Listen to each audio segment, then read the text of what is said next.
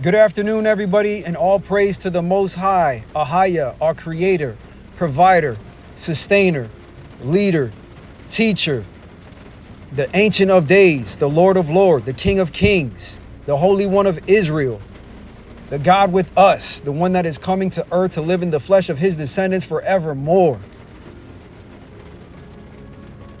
So on his behalf, what I would like to present to you guys today is just some insight into sight. What is sight? How are they messing with our sight?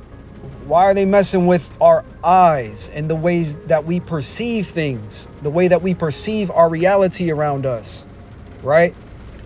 Why over the last 15 to 20 years has our society just took a drastic decline in the behavior and the morals and the ethics of people, of organizations, of institutions, right?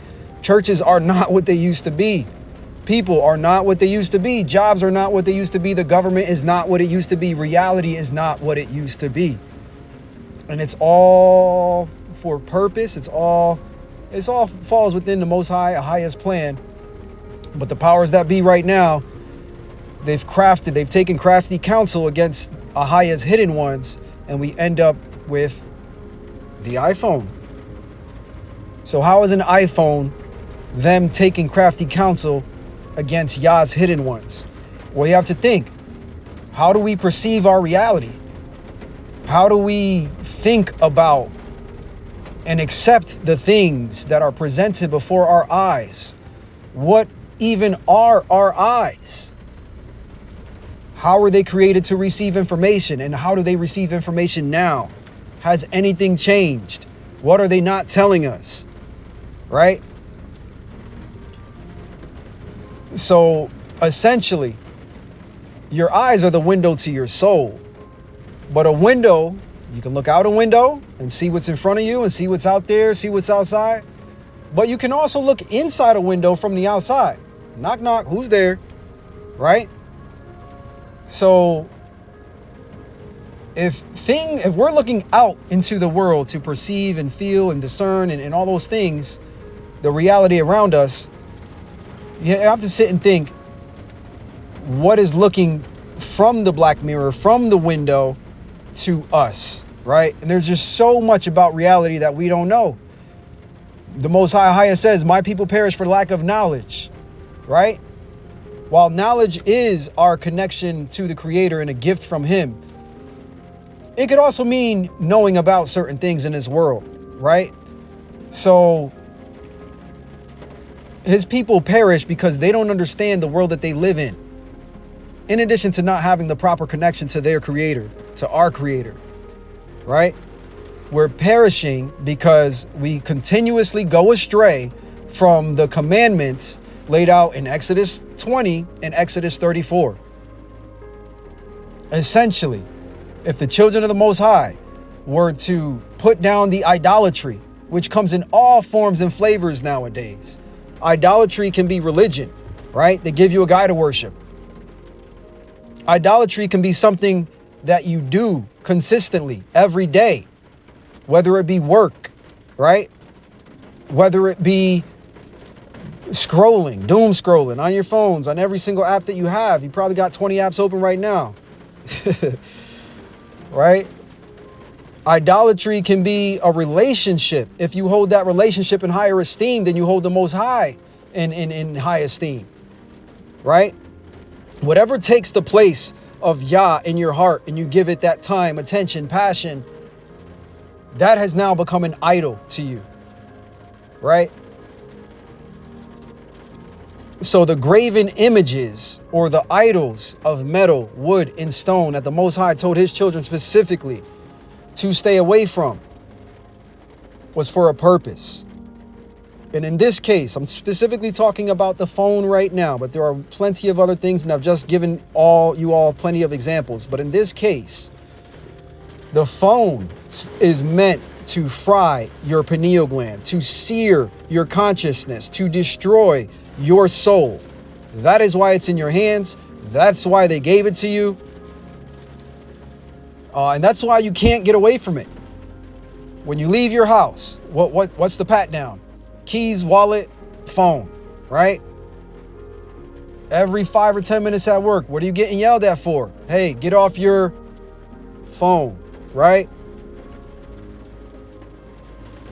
When you're driving and you're going on a road trip and you see all those signs, don't text and drive, billboard, don't text and drive, don't text and drive. It's gotten almost as bad as drunk driving, texting and driving when it comes to accidents, right? So your phone has become an idol. And it fits all of the descriptions of idol. All right? Comes from the word pasal, which means idol, to carve, to hew. It's a graven image. Your phone produces images, right? Images of light, in this case, of blue light. That blue light that your phone emits, that we stare at every single day. And I say phone, but it can be that screen at work if you're the barista at Starbucks, the cook at McDonald's, the person, whoever's staring at a screen all day, which is 90% of the world, right? Because when you take a step back and look at the big picture, everybody in the world is doing two things right now. We're all eating unhealthy, and we don't even realize that, most of us, and we all have phones in our hand. Children in Africa, they can't even afford, shoes for their feet. But all of them got phones. Explain that. How is that even possible? And why is it like that? There's a reason. They want the world to be subject to them. They want the Most High's children to not see the Trojan horse that is in their hand. Your phone is a Trojan horse, right? The apple of the Most High's eye is his children. So if you touch the apple of his eye, what do you think the Most High is going to do to you? He's going to protect his eye, right? You're in a fight. You don't want to get stabbed with a pencil in your eye, like that movie Saw or whatever, right? Or Batman, I think it was, if I'm not mistaken, with I think it was The Dark Knight or something like that. You're going to protect your eye at all costs. It's a vital organ, right? So the Most High is going to protect the apple of his eye, the pupil of his eye, the little man, the inner man of his eye, the soul of his eye, his people, at all costs. We were on punishment for over 400 years. So that's why people were allowed to do whatever they were allowed to do with us. That time's up with. There will be retribution. There will be recompense for all of the wicked deeds and all of the rapes, the murders, the tortures. And he tells us over and over again, Deuteronomy 25, I want to say, one of the last verses in that verse is, don't forget Amalek. Those are the people that attacked the Israelites when they came out of Egypt, after they were tired and coming out of the Red Sea. He's like, make sure you don't forget to take them out, wipe them out from memory from under heaven. We haven't done that yet. That's coming. Right? All right, back to the topic at hand. So the Most High says, and I will cut off witchcrafts out of thine hand, and thou shalt have no more soothsayers. Thy graven images also will I cut off. That's the TVs, I believe he's talking about, in the movie theaters, and because that's all witchcraft. You have to understand how these people produce these movies and these images. These aren't just normal images that they're producing. They put spells on this stuff, accompanied with music to strengthen the spell. There's so much information in the scenes of the images that your brain sees it, but your consciousness might not pick up on it automatically. But as long as your brain saw it, then they told you, because they have to tell us what they're doing, right? Continuing. And what is this? Zechariah 2:8, and it reads, for thus saith the Lord of hosts, after the glory hath he sent me unto the nations, which spoileth you. For he that touches you toucheth the apple of his eye.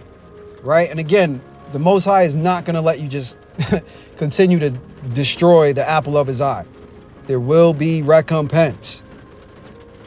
But if you're thinking it's those fake Khazarian Jews, fake Ashkenazi Jews, then you already lost the battle. If you're thinking it's Christianity, then you're still stuck in a snare. You have to understand, Christianity is a placeholder. It is not a true religion. It's sun worship and Janos worship. That's what it is.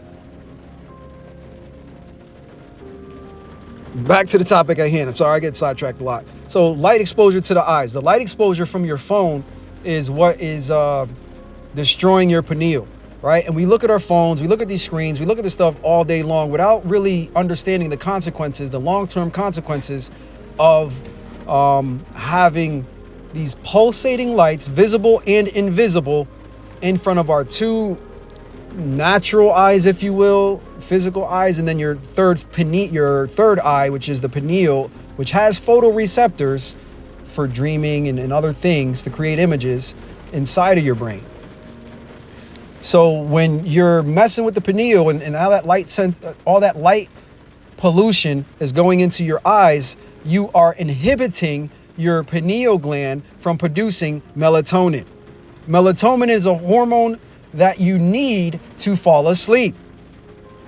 So over the last 15, 20 years, and I will say I'm 40 something years old now, whatever, but over the last maybe 10 years or so, I've been drinking a lot more coffee. I've been a lot more restless at night. Before, I did not smoke marijuana. I smoke marijuana just to go to sleep now. I will say that. No shame in my game. But I feel like I know I don't need to be doing it, but in order to go to sleep, just for sleep, because I'm on my phone so much, right? Because I didn't realize it. And then yesterday I had the epiphany. The Most High just kind of put it all in my spirit. And here I am repackaging it to you guys. But it's the light. It's not the coffee that's doing it. Yes, the coffee messes up your circadian rhythms and your sleep cycles. But I promise you, it is the overstimulation of the light that is causing the anxiety, that's causing the stress, that's causing just think back to about 2008 or so. That's when the iPhones really came on the scene strong, right? And the Samsung Galaxies and all these phones that you stare at all day, right? You have to think about how the world used to be before these phones were here. I don't want to say it was the best world, because don't get me wrong, no, we still went through some craziness. But the level of hatred that has grown in this world since these devices have been put in our hands is exponential. So it shouldn't be hard to see the connection between the light pollution to your eyes, to your pineal gland, because it keeps you up at night. If you're not shutting your phone off 2 to 3 hours before you go to sleep, you're going to be up for hours throughout the night unless you take melatonin or valerian root or passion flower or whatever, just to go to, like a supplement, just to go to sleep, right? All right, now getting back to scripture, it says, in that day, a man shall cast his idols of silver, iPhone silver, and his idols of gold, hint, hint, which they made each one for himself to worship, to the moles and to the bats. Okay, so again, Hebrew history is cyclical. So yes, this applies to them back in the day when they were living in the land of Nevada, of Utah, right, of Yasharel. But it also applies to us today, because I promise you, these iPhone silver and iPhone gold is what the Most High is talking about when he's telling us that we're going to throw our phones away. Even though we're so connected to them now, where we got to do the pat down to leave the house, we're going to be so disgusted once it's revealed to us what these phones are doing to us, what's doing to your soul. And again, take a look at your For You pages. Or better yet, have somebody else take a look at your For You pages. Pass your phone to your partner, your significant other, your kids, your mother, your father, whoever, someone that's not you. And just let them look at your For You page. Your For You page, I feel like it reads your thoughts. It reads your innermost being almost. And I know the algorithm is set up to react to the amount of time that you spend on each page. So it keeps feeding you more of the stuff that your eyes stick on the most. But if your eyes are sticking on something the most, that's what your soul is into. That's what you're into, right? So just putting that out there to have you guys kind of really think about what is actually going on. So again, just to recap, I just wanted to highlight the importance of being aware of light pollution, how it works. You got a FaceTime camera pointed at you all day. Who knows what that's doing to your forehead, right? And then you also have the light pollution from the screen itself, the blue light, the LED, whatever kind of, coming through the screen. Not to mention, if you were to look up Jinn, Jinn, that's a whole nother rabbit hole right there. But you're essentially giving them authority by opening your gates to them, your eyes and your ears being your gates, right?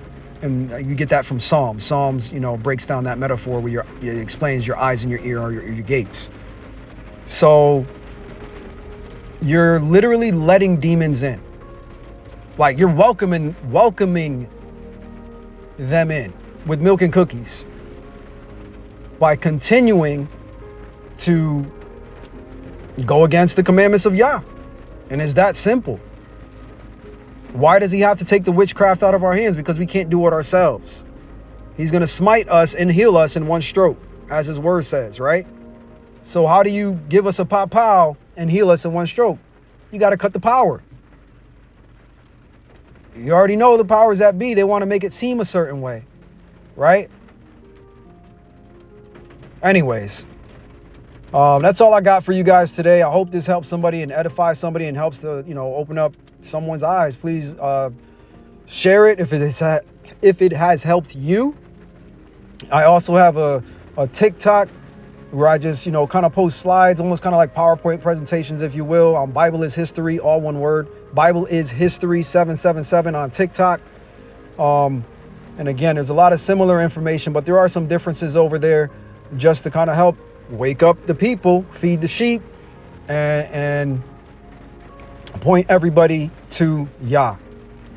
I love you guys. Salam.